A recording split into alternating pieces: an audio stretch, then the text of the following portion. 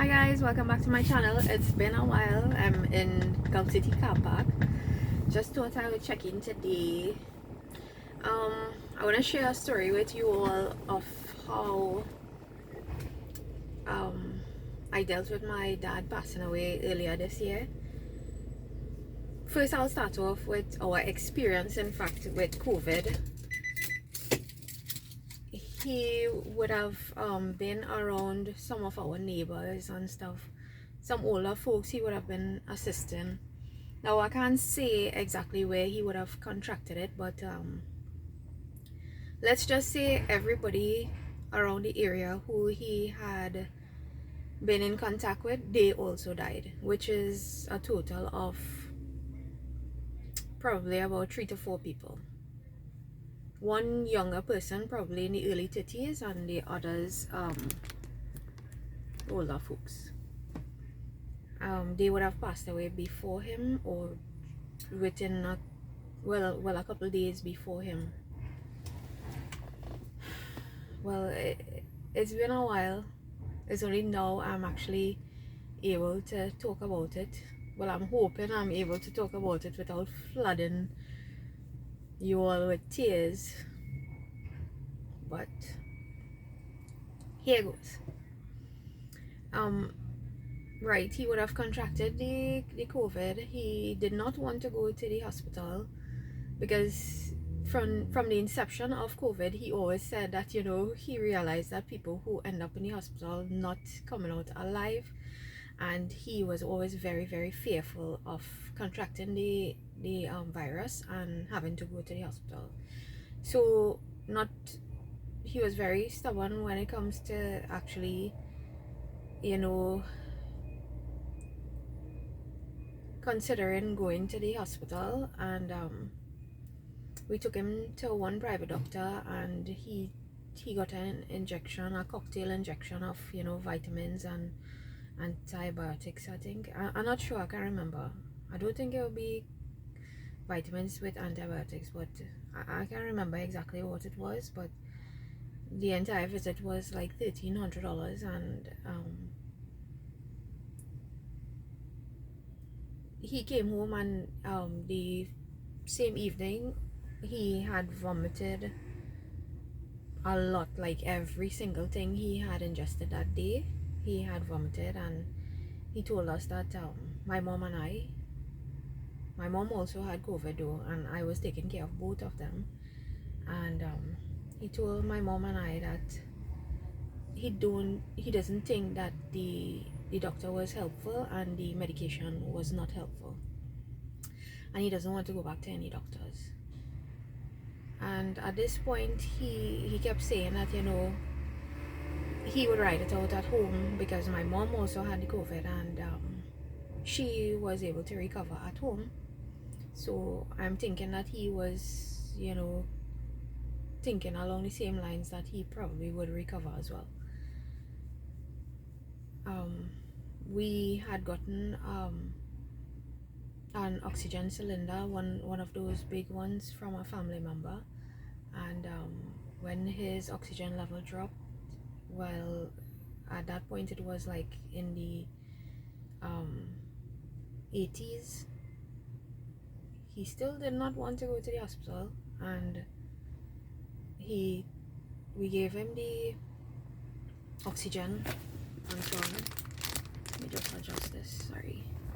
And then when we realized that although we were giving him the oxygen, it kept dropping, he still didn't want to go to the hospital. But it came to a point where my mom and I were very concerned, and we went against his wishes, and we called the ambulance.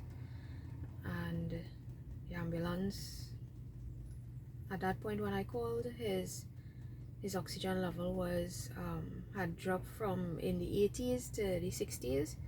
And when the ambulance actually got there, now in between this time I had contracted COVID and I was feeling a bit ill. So my mom was still a little bit ill, he was very ill, and I was starting to become ill. And not like really really ill, but you know, the cold, the shivers, and the sore throat and nasal congestion and overall ill feeling. So I wasn't able to like be with him and take care of him as much as I was able to before. That was during the time I had called the ambulance to when they actually got there. We called about 12 in the morning and they actually got there like 8 o'clock. Yeah, 8 a.m.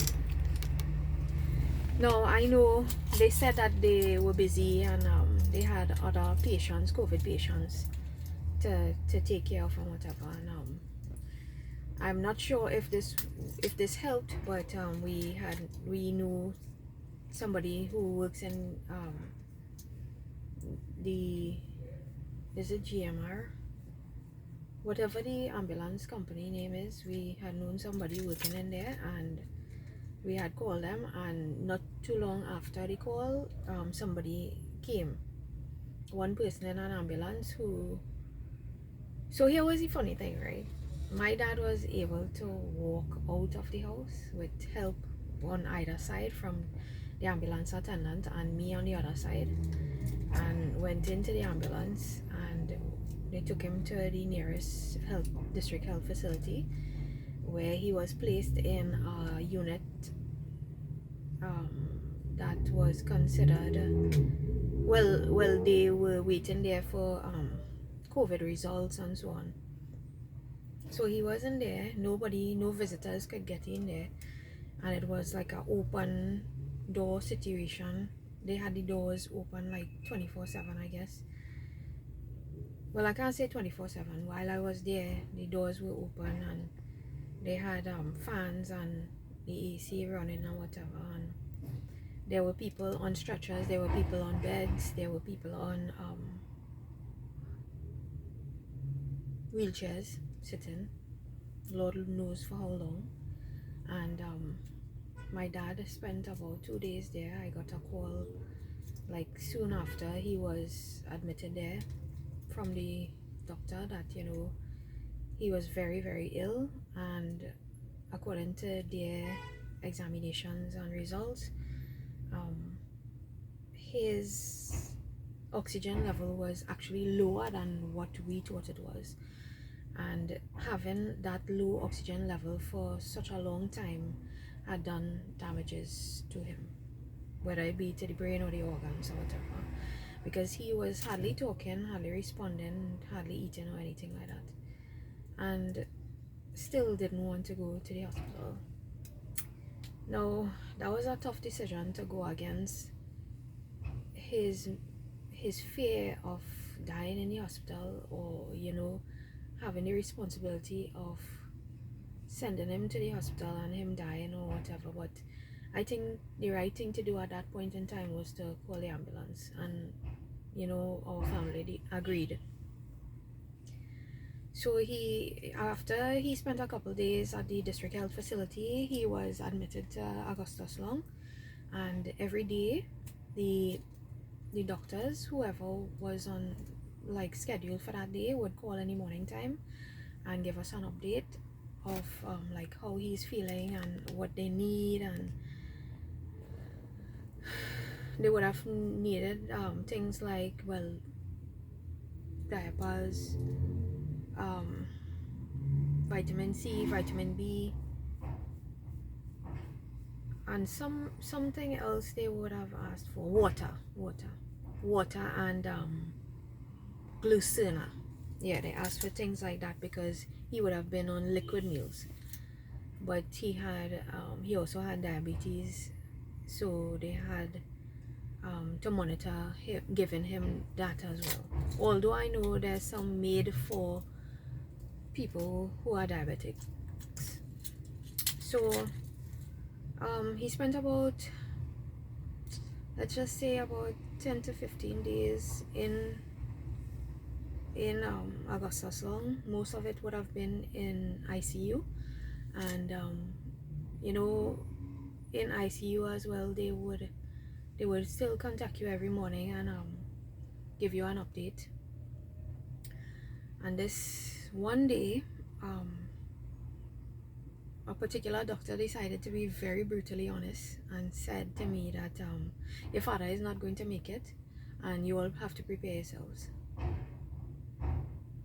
So that was a kind of good thing and a bad thing at the same time, because it was like a shot to your whole belief that, you know, he would recover and come out of there.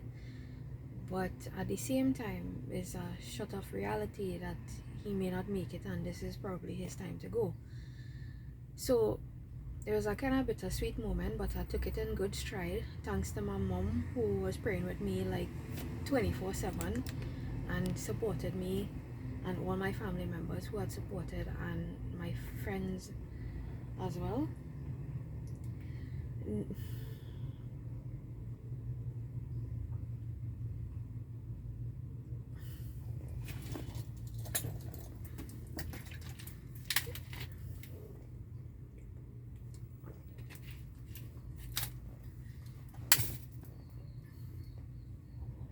So they said one morning that the next call they're going to make is because he passed away.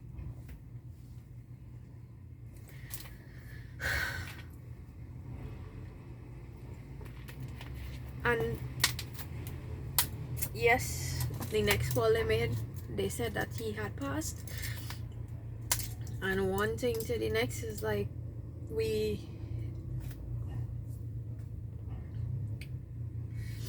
organized for the funeral home to pick up the body, and my husband would have done all the paperwork because my mom and I had COVID and couldn't leave the house, and so I didn't even go to his funeral because I still had COVID. I tested and retested for about 3 or 4 times and it kept saying still positive, still positive, still positive. And this was the second time I actually contracted it. Thank God. It wasn't like that I was really ill and had very bad symptoms.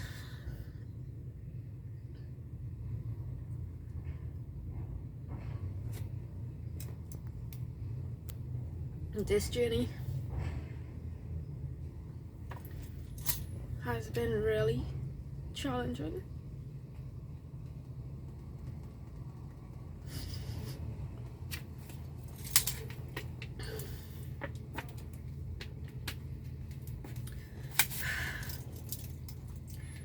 Emotionally, physically, mentally. Thank God for prayers and the support of my mom and husband and family that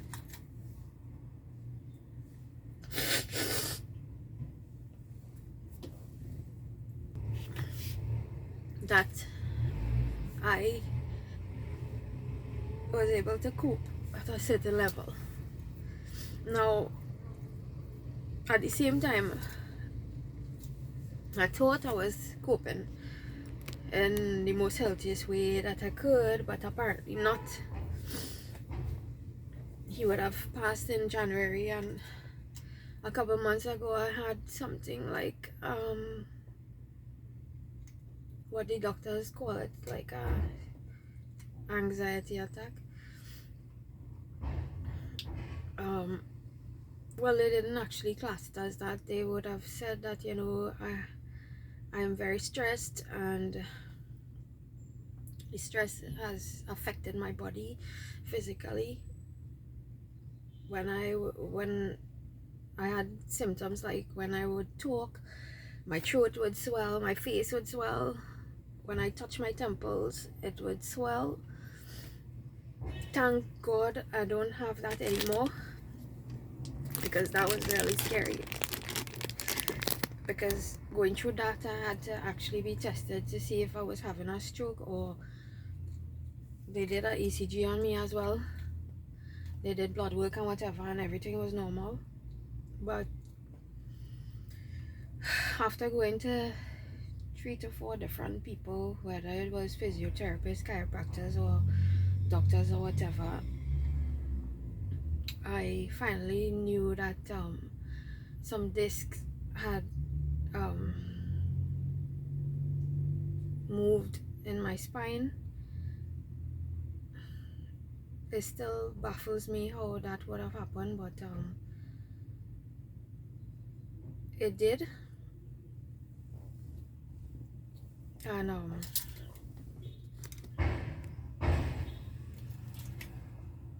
it caused me to have radiating pains in my legs and my arms. I'm only now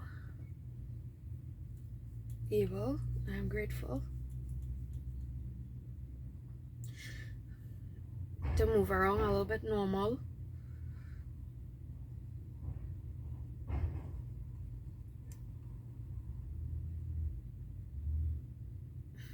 Without having to constantly rest.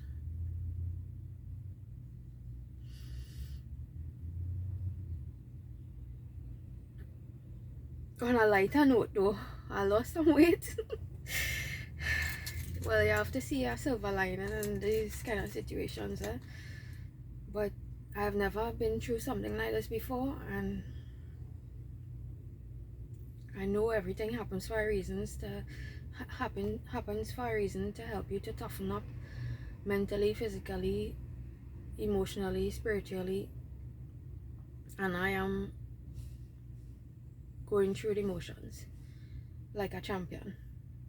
Thanks to my mom again, my husband, my family, and my friends.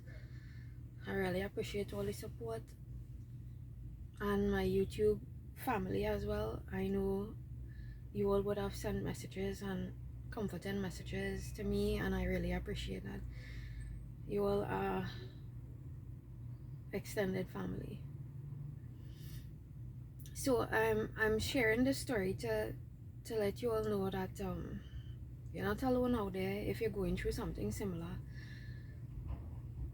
don't let the stress get to you. I know that's hard to do, it's easy to say, but trust me, I thought I was normal, I thought I was handling it okay, and then bam, it creeps up on you. It changes your body physically. It was challenging. I'm thankful to God for healing, for my increased faith, and my continuous blessings. And I only wish that for you all out there as well. Whatever you're going through, just know that prayer is the key to solving all these problems. What I started doing is that when something negative come into my head, or something I know would trigger off my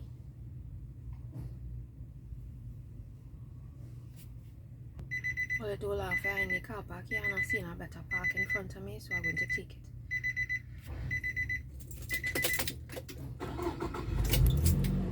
Whatever you're going through, just know that you need to keep on praying. Full stop. Full stop. It's the best thing to do. It's the first and last thing you should do. I trying to do it as much as possible when the negative thoughts come into my head, or whether it is something that would make me emotional or whatever, I'm trying to replace that with a prayer or something positive. It is a practice you have to practice. It is a habit you have to develop. It is not easy, and